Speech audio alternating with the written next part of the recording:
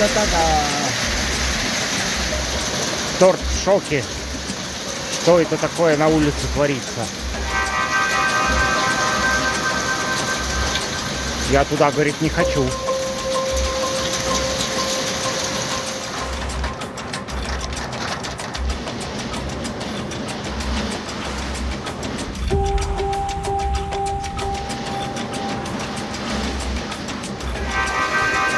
Какой у нас тут ураган. Ух.